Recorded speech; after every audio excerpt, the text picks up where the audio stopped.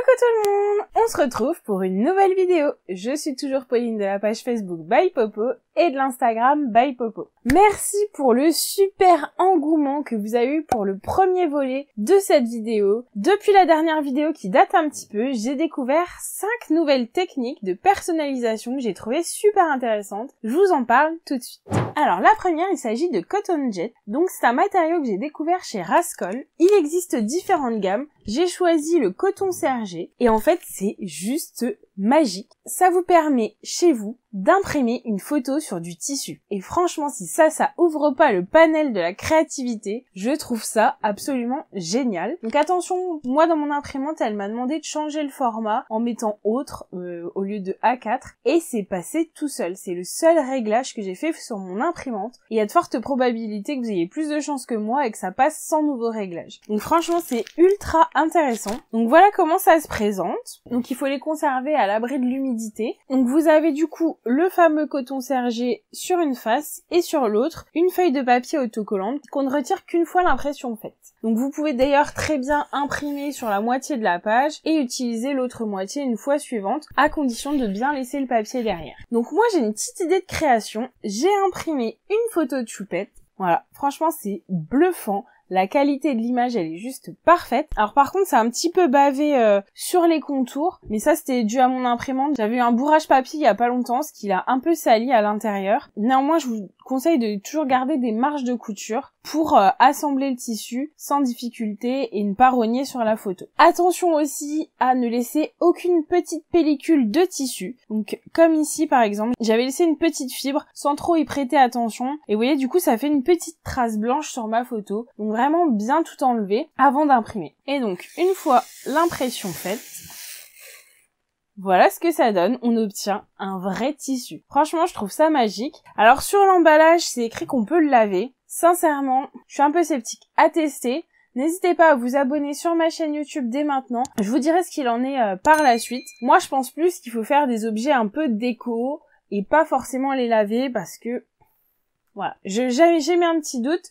Je vous redis ça prochainement. Ensuite, vous m'aviez beaucoup posé la question. On peut aussi se faire graver des pressions cam. Et roulement de tambour, la référence que vous attendiez tous, je l'ai fait graver chez Clélia Hobby. Donc c'est une page Facebook, une dame qui grave sur beaucoup de supports et notamment les pressions cam dans différentes dimensions, donc c'est super intéressant. Et moi du coup, je l'ai fait graver au nom de mes enfants, mais aussi à l'effigie By Popo. Donc j'aime beaucoup en glisser dans mes cousettes, donc ça peut être simplement en bas d'un petit haut pour avoir voilà cette petite touche, mais aussi le fondre dans les couleurs des pressions cam déjà posées tout autour. Je trouve vraiment ça super chouette. On va pas se mentir, ça a un coût, mais c'est un joli petit plus sur les créations. Si ça vous intéresse, je vous mets toutes les références dans la barre de description. Ensuite, un petit détail ultra tendance en ce moment, il s'agit des étiquettes. Donc les étiquettes tissées, franchement, j'en ai trouvé mais des magnifiques chez Rascol. Alors attention, elles partent vite. Alors là, on a Couture Addict, je pense qu'on est parfaitement dans le thème, qu'on a Créative, et celui que je préfère d'entre tous, Pièce Unique. Donc ça, dans un petit col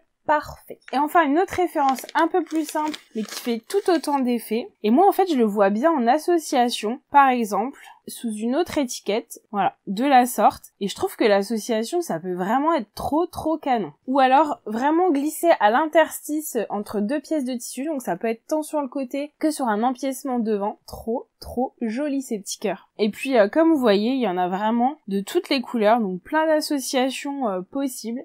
Génial, j'adore. Et petit plus, j'ai même trouvé chez Rascol de quoi créer ses propres étiquettes personnalisées. Donc j'ai vraiment adoré le concept et j'ai testé pour vous. Donc ma commande a mis un tout petit peu plus de temps à arriver, mais c'est normal puisqu'il fallait créer les étiquettes. J'ai vraiment pas attendu longtemps. Donc voilà ce que ça donne. J'ai choisi le petit logo machine à coudre et cousu avec amour by Popo. Franchement, si ça c'est pas trop canon à mettre sur une cousette qu'on offre, j'adore. En plus, j'ai choisi la finition dorée.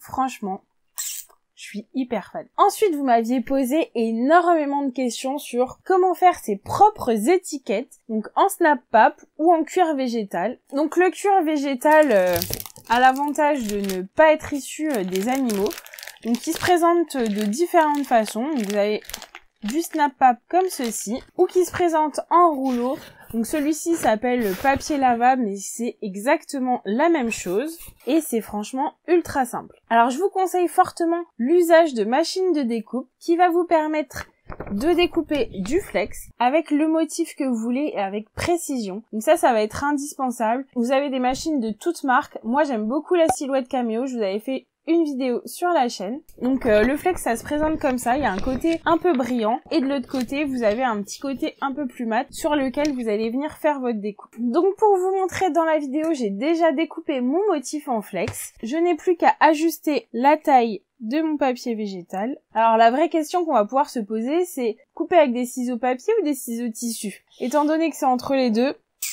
je vous avoue que j'ai pas trop la réponse. Dites-moi ce que vous en pensez. Moi, j'hésite toujours quand je découpe le mien. Par mesure de précaution, pour épargner mes ciseaux à tissu qui valent beaucoup plus cher que mes ciseaux à papier, je découpe toujours avec des ciseaux papier, mais je serais curieuse d'avoir votre point de vue dans les commentaires. Alors, tout l'intérêt de ce papier, c'est qu'il va pouvoir être lavable, repassable et même collable. Donc c'est vraiment super malléable, beaucoup plus que du simili-cuir par exemple. Donc je viens apposer mon flex directement sur le papier. Personnellement, je mets toujours une couche de papier sulfurisé au-dessus du flex et on vient chauffer en exerçant une pression pendant 20 à 30 secondes. Donc je laisse refroidir un petit peu mon flex avant de le décoller. Délicatement, je décolle l'opercule et voilà comment créer sa propre étiquette. Donc pour garder ma petite étiquette de Snap Pape longtemps, lavage après lavage, ce serait quand même dommage qu'elle se décolle. Personnellement, j'utilise de l'eau d'Icote, donc je passe une fine couche de cet imperméabilisant pour être vraiment sûre qu'elle tienne bien dans le temps. Normalement, avec le flex, ça pose pas trop de problèmes, mais voilà, moi j'aime bien avoir cette sécurité. Pour coudre votre étiquette en Snap Pape, on va venir déjà faire ressortir les fils de la machine. Donc on laisse un petit peu de marge, peu importe la surface sur laquelle vous allez l'appliquer, on se met quand même assez proche du bord et on va venir élargir le point à 3,5-4. On pique sans faire de point d'arrêt.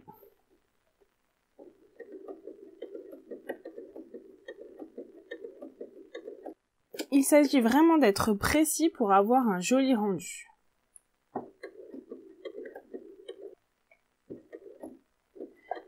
Et le but est de venir se faire rejoindre exactement dans le même trou. Donc on y va manuellement avec la roulette sur le côté pour repiquer exactement au même endroit.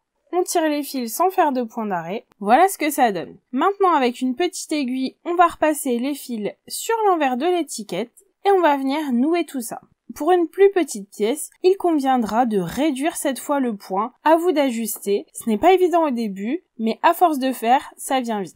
Voilà, vous savez tout sur comment créer ses propres étiquettes. Ce qui m'amène donc à ma dernière astuce de personnalisation. Il s'agit d'effectuer un appliqué. C'est une technique que j'ai beaucoup utilisée à mes débuts en couture et qui vous permet de faire des associations de tissus avec un super joli rendu. Alors pour cela, j'ai acheté un papier spécifique, donc toujours chez Rascol, qui est fabriqué par la marque Clover. J'avais fait une vidéo sur la chaîne, n'hésitez pas à la regarder. Franchement, Clover, c'est une super marque, vous pouvez acheter les yeux fermés. Le principe de ce papier, c'est de nous aider à créer l'appliqué. Alors grâce à votre imprimante ou à d'autres techniques pour dessiner la silhouette de ce dont vous avez envie, vous allez venir appliquer la petite feuille spécifique de chez Clover. Alors il y a deux côtés, une qui fait un petit peu papier lisse et une autre plus brillante qui fait un petit peu texturé tissu. Donc celle-ci, c'est celle qui va coller sous votre tissu. C'est pourquoi il va falloir soit imprimer en miroir ou soit retourner votre motif pour que au final le tissu soit dans le bon sens. Donc là, moi j'arrive à voir à travers parce que mon caractère il est bien foncé.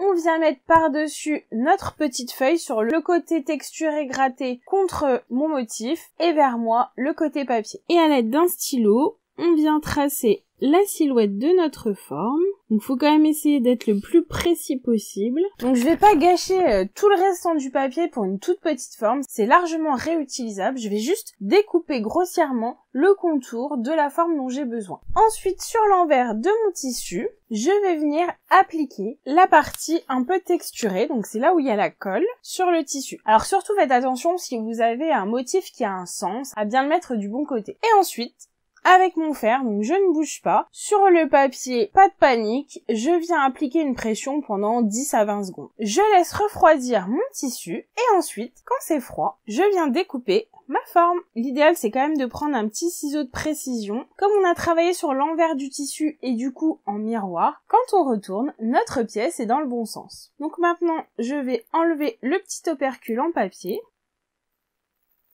qui doit laisser apparaître une nouvelle fine couche de colle. Et avec une feuille qui protège un petit peu, ou même une pâte mouille, je viens de nouveau exercer une pression de 10 à 20 secondes avec un fer bien chaud. Voilà ce que ça donne. Alors pour vous, ça donne sur l'envers, mais je vous assure qu'en vrai, c'est tout à fait dans le bon sens. Alors on pourrait très bien s'arrêter ici, s'il s'agit d'un objet décoratif. Personnellement, je vous conseille de venir agrémenter une fois que le tissu est bien refroidi, avec un point bourdon sur tout le tour. On pourrait faire un point droit, mais l'appliquer risque de s'effilocher un petit peu dans le temps. Je trouve ça moins esthétique et j'avoue que c'est plus technique, mais un joli petit point bourdon, ça fait toute la différence. Je vous montre ça tout de suite. Alors on vient sélectionner un point zigzag. Je vous conseille de faire quelques petits essais sur votre machine, mais personnellement je règle la mienne avec un espacement de points de 0,2 et une longueur de points également de 0,2. Un petit point d'arrêt.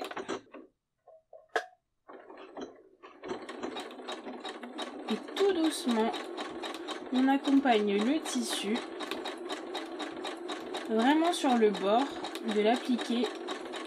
Donc les arrondis demandent un petit peu d'entraînement, on y va tout doucement.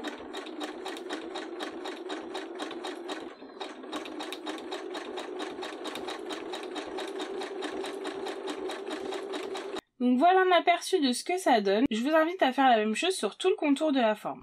Voilà, j'espère que cette vidéo vous a plu. Moi, franchement, j'adore mettre des petites touches by Popo sur mes créations. Alors, il y a déjà quand même peu de chances que je croise quelqu'un avec le même tissu ou le même modèle dans la rue. Mais alors, vraiment, je trouve que ça rend les pièces uniques. Et souvent, c'est le petit détail qui fait la différence. N'hésitez pas à me dire ce que vous en avez pensé dans les commentaires et surtout à mettre un pouce. Ça fait super plaisir et ça motive à continuer. Si vous avez d'autres techniques de personnalisation que vous souhaiteriez voir, n'hésitez pas à me le dire, je me ferai une joie de vous les montrer dans une prochaine vidéo. Je vous souhaite une belle journée créative et je vous dis à très vite. Salut!